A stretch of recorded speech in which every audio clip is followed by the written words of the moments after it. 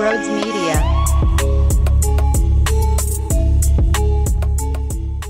What is going on, everyone? Before we get into the meat and potatoes of what happened in Orlando, I do think it's very important to note what Tobias Harris said post-game. So just to lay out how this went down the timeline, when the game was over, I came down here, I recorded everything. So there is going to be a bit of a rant about Danny Green and Tobias in the next 30 minutes. So when I was finished, I went on Twitter and I saw what he stated. So I'm plugging this portion in before what I already kind of discussed. So just so you understand that, he handled it very professionally. I'm not surprised whatsoever. Danny Green doesn't know how to, which is the crazy thing, considering he is a pro, air quotes, I guess he's really not, but he is viewed that way. With Tobias Harris, nobody died, I got booed. And then he talks about how he's hard on himself. He is his hardest critic. He had an up and down season. So I feel basically what's happening is he's doing what I thought would happen when we last spoke after the Houston game, which was when you react the way that he did, egging on the crowd and the emotions poured out, it's sort of a aha moment. It's sort of a light bulb moment. It's sort of a, I need to take a step back and fully analyze here because I snapped. There was so much bottled up frustration and there was so much toxic stuff happening internally that there was an outrage. There was a pour of emotions. And when that occurs and you realize that that's not who he is, and when Tobias Harris is looking at himself, that's not who I am, it's sort of a, hold on a second, let me breathe and get back to the basics here. And I thought he really handled himself very professionally with that angle of, look, you know, I hold myself to a high standard. I'm my hardest critic. When I think about my up and down season, I get frustrated, and I love this city. You know, it's just as pro can get. Now you move on. It's when you get a fight with your brother, you dap each other up, and then you move on the next day. That's really how I kind of saw it from his angle. The Danny Green thing, well, that's to be continued because he's a dope. The Tobias one, I think that could somewhat find its way back to we don't hate you level of category, or that category, if you will. So with that, I want to make sure that you understand where I'm at with Tobias. Now, if you're new to the channel, make sure you hit that subscribe button, hit that thumbs up button as well. If you're looking to buy tickets to go to any game, you can use the promo code BROADS at SeatGeek's checkout page for $20 off of your purchase. It's a no-brainer. I'm dangling a $20 bill in front of your face. Take it from me. Get yourself to a game today. SeatGeek promo code BROADS. And lastly, TikTok at Broads Media. Hit the follow button there as well. We're having some fun. And with that being said, enjoy the show. What is going on, everyone? Welcome on into Sports Talk with Broads. The Sixers win their 5th straight game. And oh, by the way, Joel Embiid dropped over 30 points for the 5th straight game. This guy, it's wild that he amazes me more and more after I already thought he was as dominant as he possibly could get. I'm watching some of his passes as his teammates are cutting to the basket, and there he is from the free throw line extended, holding the ball in his right hand and just waiting for the perfect time to bounce it to somebody cutting, or he finds his teammates around the perimeter. It would be nice if sometimes his teammates could cash in, and some of the players could cash in a bit more so those numbers could definitely pop and be a bit more sexy in the assist department. But I'll tell you what, he's so damn smooth in that department compared to where he once was. And yeah, he had 6 turnovers, and I'm sure he's not going to be thrilled about it. He's very hard on himself when it comes to keeping the rock in the possession of the 76ers. But ultimately, if you go back to tape on where he once was, it's crazy. He is becoming a more polished player as his career progresses, which is not something that is, you know, wow, but it's just the fact that it makes it numbing when you think about when he actually started his basketball career, and the fact that you can shoot up to NBA superstardom with this type of unique skill set is what makes that intensity reach the next level, right? It's the fact that this guy started when? This guy started at what age? This guy looked like what when he was at Kansas Kansas playing college hoops, and now it's every single damn game. It's something else. I saw him with a spin-around jumper right around the free throw line that was money in the early stages of the game. The block defensively that set up that Seth Curry and one bucket late in the fourth quarter, which the fourth quarter was obviously massive. And hey, how about Furkan in the third? Luckily, he was drawing his shots. Now, at one point, I looked at the stat sheet and he's 2 of 10, something abysmal in the first 20-plus minutes of action. He triggered 6 threes, and I guess that's what happens when Danny Green, who's an absolute fraud, just does nothing. He literally, let me tell you something, he literally did nothing. He was 0 for 2 and was minus, what did he finish with, minus 17 or minus 13? He sucked. And at one point, it's so damn deep into the action, and he was 0 for 0. So the balls on this guy to say that Sixers fans are disrespectful for the way that they handled Tobias Harris. You're disrespectful for putting out that slop on the basketball floor. This guy's a fraud, and he's the reason why. It shouldn't be this way, and he's the reason why it's happening. It's becoming them versus us. And Doc Rivers does it too, but the way that Danny Green always is saying something on the radio, on a podcast, he's always trying to voice his opinion about this. Your opinion's wrong! Your opinion's wrong! And I think, where's that sticky note? I wrote it down perfectly. I heard Tyrone Johnson say this earlier. Aha, here it is. I got the sticky note. I think he laid it out perfectly. The boo means that we are temporarily upset with you. Right? It's just that simple.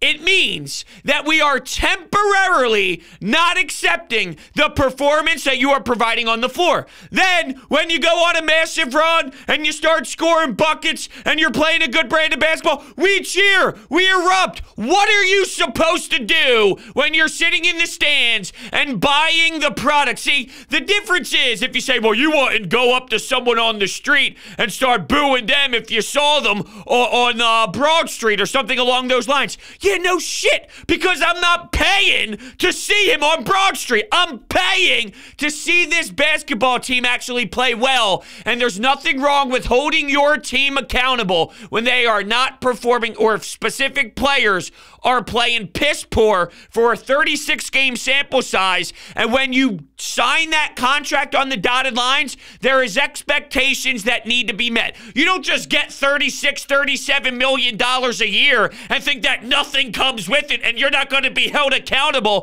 for that. And before we continue here, because I don't want to get too sucked into it, although I'm already getting pissed off just thinking about it, nobody's expecting him to be LeBron. So if anybody's response to this is, well, you knew he wasn't worth that, no one's expecting him and demanding him to be Kevin fucking Durant. We're expecting him to be way better than the sloppy numbers that Tobias Harris put up in the 36 games prior to what we saw in Orlando tonight. And I thought he was very good in Orlando. At his first 7-minute mark, when he went to the bench, he was 0 for 3, and I'm going, uh-oh, here we go again. But from there, he actually looked really smooth, and he did some nice things out there.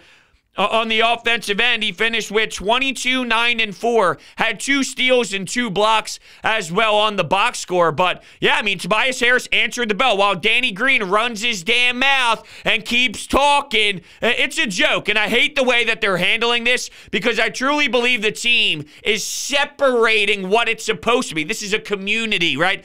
Think about the Eagles right now and the way that we connect with Nick Sirianni, with Jalen Hurts, with this kid in Devontae Smith, Jordan Mailata, Jason Kelsey. We are one. We are a city of Philadelphia. While they're going with the approach of fuck these guys, fuck them. And it's like, what? Well, that just defeats the purpose of what this is all about at the end of the day. And holding a player accountable over 30-plus games of action. And let's be real here. How long did it take for the fans to get on him that heavily? 30-plus games! 30-plus games. That's not a big enough sample size? I mean, come on now. What a fraud this guy is, Danny Green. If that got confusing for you, I'm pissed off at Danny for supporting Tobias Harris the way that he did on the radio. And like, I take that back. I take that back. Let's take that back. I'm not mad at, I'm not mad at Danny Green at having his teammates back. That makes sense. It's the shot at the fans saying that we're disrespectful for booing him when a boo just means we're temporarily not pleased. That's where I think he crossed the line. I expect players to have their teammates back. So let's just clarify that. But yeah, I mean, I'm disappointed with it all because it shouldn't be playing out this way. It shouldn't be as big of an issue, but they are making it a bigger issue than it needs to be. Heading into this one, I thought, hey, for Tobias Harris, you're on the road. This would be a good spot. And normally, it's a more difficult spot to be away, right? Hostile environment, although you're going to Orlando. Not very hostile. I think I heard more Sixers fans than I heard anything else out there. But knowing that the toxic environment in Philly, if you play at the Wells Fargo Center, he needed a breather. He needed a step away. He needed a game to just decompress. Don't worry about the hecticness that was. Let's just go play the damn game of basketball. And I thought Tobias Harris really answered the bell. That was one of his better games that we have seen so far this season. So let's see, just like with Furkan, who got himself into a nice rhythm here, ball in his hands at times, running the floor a little bit. Maybe Tobias Harris can generate some sort of momentum based off of seeing the basket actually go through the hoop and making some stronger decisions in this outing. Yeah, it's some wonky-ass lineups. We're seeing the tandem of the Twin Towers, Andre Drummond and Joel Embiid, and that was clearly a turning point of the action. And Doc Rivers coming back on the sidelines. Of course, everyone's natural reaction was, oh, damn it, here we go. I wanted to see Dan Burke because he actually played to the best of his ability, the strengths of the lineups, I thought. But with Doc Rivers, while it's not something that I want to live with long term, I thought on this night there were buttons pushed that weird, awkward, bizarre, not something we're accustomed to, but it was needed on this given night. And sometimes it's going to be random. Sometimes it's not going to be your standard sets. And it's like, hey, we got to throw something out there. Now, they struggle rebounding the basketball, and it's abysmal. And I think that that's sickening to watch for sure. You throw two big bodies out there, though, just to kind of establish a new life, and it worked. And I had no problems with the weirdness when you got Niang out there and Tobias playing guard. Whoa! But you play the Orlando Magic, you know, on that given night, I thought all of the bonkersness, if you will, it panned out, and it played out, and that's all you can ask for on this given night. Not something long-term, obviously, but something that you note for tonight. What else did Joel Embiid do? He had finger roll. Getting back to where I started this bad boy off, which was just praising the beautiness of what Joel Embiid is. I watched him gather the basketball in the mid-range department, and then he jab steps, drives, defender slides over. He goes up, uses his body as body contact kind of forms right around the rim, and he's finger rolling off the top of the glass and then hitting nothing but net. I'm watching him make a defensive play in the paint, and then he dribbles the ball in transition. He's seeing the court, his vision's going. It's one of those slow-mos they played as they were going to break on NBC Sports Philadelphia, where it's like,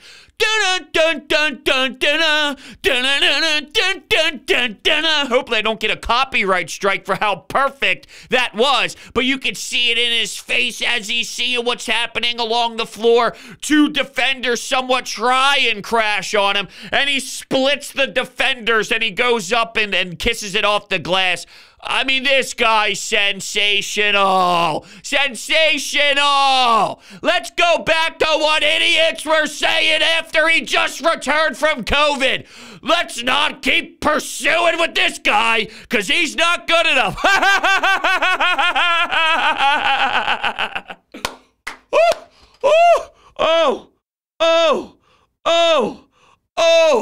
Wow. Amazing. Amazing. And look, it's not pretty, and I'm not telling you that this effort's going to get it done against every team in the league. They're playing the Orlando Magic, not very good. Cole Anthony gets banged up, and when he is out there, he's definitely making plays. He hit one three-pointer when I believe Andre Drummond was on him. He was basically almost touching the logo. A part of the half-court, obviously it extends. The logo's big, so it wasn't at the half-court line, but it was that deep where we're questioning where his heels were, and he hit nothing but. Now, the kid's a baller, that's for damn sure. But speaking of Andre Drummond, great run off the bench. He definitely provided a bunch of spark there. And Niang was plus 28 in his 29 minutes. So I just thought, obviously, you look around the team and players made impact. Seth Curry, double-digit assists. You don't even have a point guard out there, or like a real traditional. You don't even have that anyway, even with Matisse Thybulle, obviously, even with Tyrese Maxey, who is their primary ball handler, but he's not a real, true point guard right now in his career. So the fact that you don't even have one in general is crazy, but when you have the Seth Curry option out there as your number one and your best slot, your best guy to slot into there, it's pretty crazy. He finished with, 12 assists? He was finding guys. Joel Embiid's rolling to the rim, getting the basketball as he's running full speed and finishes with a slam, but Seth Curry with a nice pass to get him the ball as he's soaring towards the paint. Amazing. Just facilitating and finding guys around the perimeter. And you know, there's nothing better than when Seth Curry's on. The jumper looks smooth. You could just tell he's playing with confidence. When he's one of those guys, when he gets going, his whole game is just smooth as hell and is beautiful to the eye. Now, he has his ugly ones, and you have the ones that you want way more from, but when it's all clicking and it's Seth Curry style of night, and maybe the ball in his hands just had him feeling a certain way, and put him in a certain groove. Not that I want to live with this long term. I'm just saying there was something to that. And the way that he added that to his bag, look, when the first trade happened, or when the trade happened, the first initially, you think Josh Richardson for Seth Curry. Seth Curry would be good as a role player, six-man style, and, that level of player. And he just keeps working, and it just adds more. I would have never thought in a billion years, to kind of summarize that point, that I could ever rely on him on any given night, even if it's against the sloppy team. It doesn't really matter. I would have never thought that would be the case, that would be available, that would be something that I could say, hey, I need you. I just need you tonight. Can you hold the fort down? And the fact that he's getting you double-digit assists, I mean, we're talking about a little bit shy of a triple-double. That's how he was able to kind of fill up that box score and fill out the stat sheet. So your team definitely fulfilled a lot of roles here with Niang, Drummond, Curry, Korkmaz. Second half, that third quarter, he was making his shots, a couple nice threes in a row. And yeah, except for Danny Green. Danny Green was the only one that gave you just a joke of a day. And it's not funny, but it's funny based off of his remarks that were most recently said. And if you didn't hear, and I just went off on a tandem without anybody actually hearing what happened, he caught out the fans again. He was on a Sirius XM show, and he basically said that the fans are disrespectful and all sorts of garbage. And I mean, he's obviously a hate to face at this point, and I can't stand looking at him. And just like with Tobias, where I always said I feel at some point it would just get better. With Danny Green, I think the same thing at some point. Because last year, I'm just basing off of last year, and I know that he was with the Lakers. They went deep into the playoffs, so his turnaround time was very quick as an older player. You would imagine that would play an impact, and that's what happened last season. And then eventually, there was actually a sequence last year throughout the schedule where without Danny Green, you just looked completely different, and the identity of the squad was massively a totally different environment. It really was. Like, I was thinking, hey, at some point it would happen here, but we're just like, this is outrageous. You're a three-point shooter, and at the first half, and even rolling into that second half, you have 0 shots. Now, he didn't play as many minutes as others, but still, your job is to space the floor and shoot the basketball. That is what you are supposed to do. That's what you're paid to do. So somehow you're running up and down and doing nothing? Nothing at all? What are you doing? What are you doing? Doing nothing. Getting a foul in there? Speaking of fouls, when Joel Embiid picked up his second, Look, this defense is bad. We know this defense is bad. The NBA defense in general, though, is very poor. It's something that normally throughout the 82-game season you don't see. You see this more than you don't. But I think we know that when Ben Simmons is just kicking it, hanging out, and Matisse Thybulle is unavailable with the protocols and whatnot, well then, yeah, I mean, you're even more limited to an already team that is... I'm not going to say they don't play a role in their defense. Obviously they do, but in a league where the defense isn't the number one priority throughout the regular season. So add that factor into it, the fact that you're missing your two best perimeter players, and it's even going to be worse. So, you know, it is kind of what it is right now, and they keep winning basketball games. And, you know, you just got to understand this is going to be up and down and up and down and up and down. But right now, as we sit here, they're in a position to just hang around that 5 range, 6 range of the NBA standings. And, I mean, based off of circumstances, I guess that's really what I can expect from them, and that's what they're doing. So we're going to take some Anytime Hotline calls first. DeSimone Jewelers, come on now.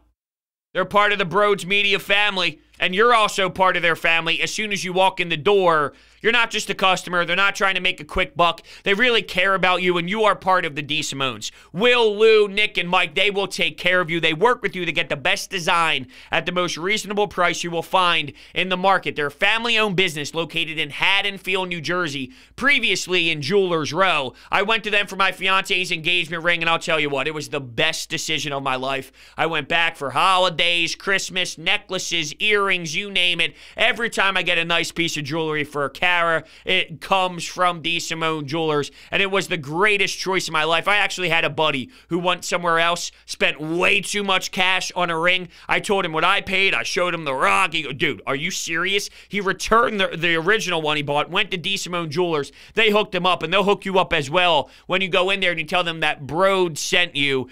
They provide custom jewelry design, jewelry repairs, appraisals, diamond setting, watch repairs, battery replacement, and so much more. Their website is in the bio down below, DeSimoneJewelers.com. Make sure you check them out. And once again, tell them that Broad sent you, and they'll absolutely hook you up. All right, with that, let's rock Anytime Hotline calls. Here we go. Hey, bros. Calling live from the game as I'm walking out of the arena. You know, very good dub by the Sixers, you know. It got a little close, you know. You expect them to beat the crap out of, you know, a team like the Magic, but, you know, at the end of the day, they got the victory. You know, Joel Embiid just doing Joel Embiid things. And, you know, sitting in the seats, I heard a lot of, you know, trade Tobias chants, you know.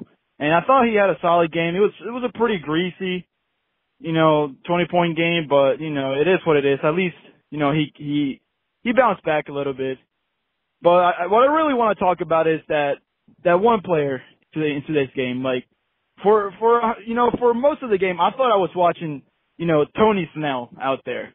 Like, what was that by Danny Green? Like, dude did not put up a single stat for the first 3 quarters, and, like, you want this dude to be one of your starters? You know, people are complaining about Toby not playing up to standards. You know, what was Danny Green today? Man, I have no idea what was going on today. Also, one last thing, rebounding wise, it was pretty horrendous at first. You know, it was pretty crazy that, you know, Seth Curry was basically our best rebounder. But, you know, it is what it is, you know. Yeah, they struggle. It's clear that they are not very good in that department, no matter what night it is. That's a common theme that you can go back to. And I mentioned this before in years past with Ben Simmons. There'd be something about pace and pushing that style of play where you're nonstop go, go, go. And when you have a 6'10 point guard who has the ability to rise up, grab that rebound, and kind of move forward and set the tone with that hardcore, I'm driving and kicking out for some teammates, you'd imagine that losing that definitely plays a role in in the inability to, but also I go back to Andre Drummond, who's a rebound machine, Joel Embiid, who's a big guy, even though he's unique at the center position. He's not just he's versatile, and I mean, I've watched him at times defend guys far away from the bat. I've seen him be able to do that. He's very unique and different, where he doesn't just camp out always and, like, Yeah, it's not just like your traditional 1922 center anymore. But you would imagine that they would still be better than they are right now. In terms of Danny Green and wanting him to start compared to Matisse Thybulle and things like that, well, the reason is because of spacing, and this team lacks it so much that you're kind of desperate in that area when one individual is good defensively but provides nothing, and then the other guy is giving you nothing, right? I mean, tonight, you don't see this very often, but that is the reasoning behind why prior to this game, it would be, hey, Danny Green needs to be out there, because when Joel Embiid is at the free throw line extended and he has his back to the basket, guys can just bring double teams to him, and then Matisse Thybulle's left wide open because he can't score whatsoever, and he can't shoot, and he's afraid to shoot, and he hesitates, and then the team's just kicking the ball around. But then now Danny Green, now you're stuck in between. I mean, I'll take Matisse Thybulle over this trash, but I don't expect him to go 0 for 2 every game. But yeah, I mean, this is unacceptable, especially when you run your damn mouth. I'm just telling you why, and the philosophy behind why in weeks past and in previous months I felt a certain way about Danny Green starting over the other alternatives and the other options. It's clear at this point in his career, the bench is obviously the best spot for him, but when you're in the predicament that you are in right now, which is $30 million hanging out, picking his ass. Well, this is where you're at right now. Danny Green runs his mouth the way that he does and then puts this out there. It's almost hysterical, and I almost find it funny, and I'm almost enjoying it, which makes me sick. And then it goes back to, once again, you're making it a us versus them, where I'm now enjoying when you suck. I'm enjoying when you're piss poor. It shouldn't be that way. And let's be clear, I'm not actually enjoying it. I want him to succeed, just like I want Tobias Harris to succeed. Just like if Ben Simmons was able to take the ball and say, I want to go fucking play the basketball game again, I would want him to succeed if he ever had on a 76ers uniform. I don't want these players to fail. I want you to work, and I want you to actually do your job. And that's why with Tobias Harris, and when Danny Green said that we're being disrespectful because he works hard, nobody's doubting that he works hard. But there's a level of execution that counts at the professional basketball level, where this isn't AAU. We're going, okay, Jimmy, good job. Good job. You're working hard. If you don't work hard as a professional athlete, then what the fuck are you doing? I mean, this guy's a clown. That's what he is. Hope you enjoyed the game, though, down in Orlando. That's cool. We got a call from an away arena. That's unreal. Thanks so much for calling in. This might be going in a different direction than a lot of people will probably be going tonight, but I just want to give some props to Andre Drummond. I mean, he's just proven game after game how much of a great pickup he truly was. I mean, we're always seeing him post double-doubles, giving us 12, 15 points, depending on the night, ton of boards. And the fact that we're able to keep him out on the floor and not have to worry about bringing Joel in until about 6 minutes left in the fourth quarter, that's huge, especially with someone that has durability issues in the past like Embiid.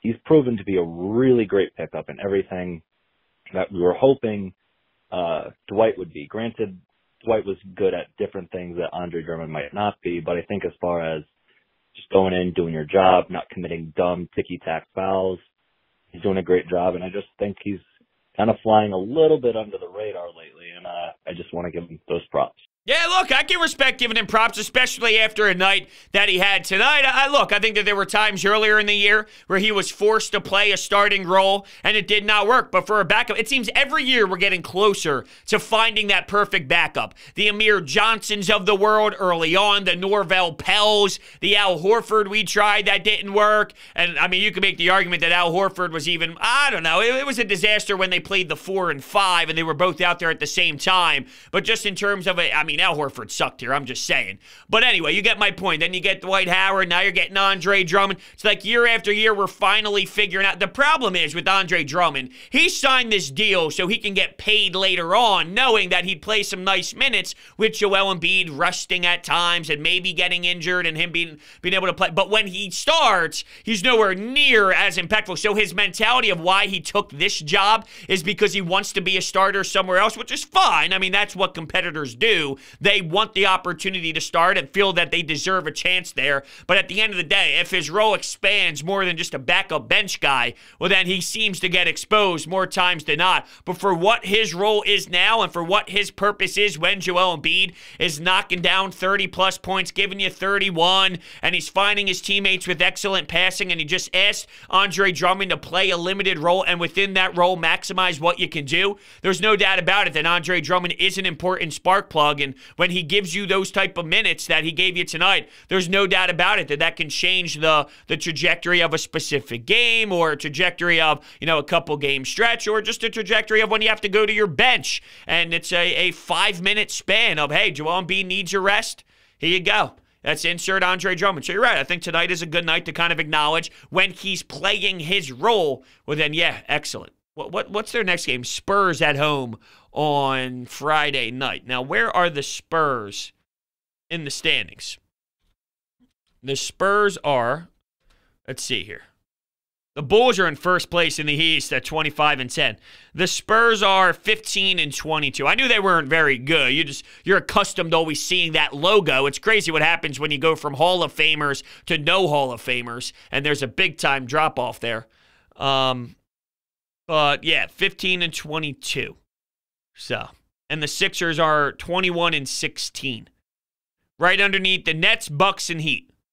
Hey, based off of their circumstances, of course, the Bulls are up there, which, we knew that they'd be better. I don't know if I saw them better than the Bucks and better than the Nets and teams of that nature. They're 8-2 in their last 10, which is pretty damn impressive. The Sixers are 6-4 in their last 10. But my point is, if I told you with what they were going to deal with, the Sixers, and look, it's January 5th. By no means am I telling you this is exactly how it's going to end. I'm not looking at the standings too heavily. I'm just saying, if I told you they were going to be behind the Nets, Bucks, and Heat, and they're the team underneath of them, and with the Bulls kind of splurging up top there, I mean, it kind of makes sense. No? Doesn't it kind of make sense? I think it does. Let's take one more. I mean, what can I say? The Sixers took care of business tonight. They got a nice little win streak going, granted against not extremely strong competition, but they're getting the job done. And Embiid is in peak form. But anyone who thinks that the Sixers would be better off without him, you are brain dead. You need to check yourself into a psych ward because you don't understand basketball and you don't understand the kind of value that a guy like Joel Embiid brings to your team. The supporting cast just needs to help him out a little bit more because he's basically been doing a carry job for the majority of this win streak. Curry got a nice game. Harris, I'm almost in Ben Simmons territory, is also had a pretty good game. But what can I say? Yeah, I'm not there. I mean, I feel I am the outlier, to be fair. I don't have this hate the face towards Tobias. I do with Danny. I do with Ben Simmons. Tobias obviously has not held up his end of the bargain, but I'm definitely not at the point of, I despise looking at him. And like I said, I feel I definitely am more on the outside looking in, and a lot of guys do feel that way. A lot of people do, men and women, but I am definitely not there at this point of my life. In terms of Joel Embiid, those haters, this is what's happening. Those haters are going to wait for the one game where he misses a jumper in the fourth quarter with 42 seconds to go, and then it's this guy stinks, this guy's pathetic, or if he has a game where he shoots 2 of 16 or something, and he's just dreadful, that's when all these Joel Embiid haters are going to fly out, and they'll forget about the 30-plus points and mention, well, it was just against Orlando, and it was just against, what was their game before this? They played against Houston. It was just the game against Houston. I mean, you do 30-plus points against 5 teams in a row. I don't care if you're playing the most brutal teams in the world. 30-plus is 30-plus. And he's just a different type of beast. And he's playing at the MVP level again. He's backing up his MVP second in MVP race with an MVP season again. Admire it. Appreciate it. Don't take it for granted whatsoever. That's the moral of the story. I want to thank everybody so much for hanging out with me today. Thank you all so much. And I will see you next time.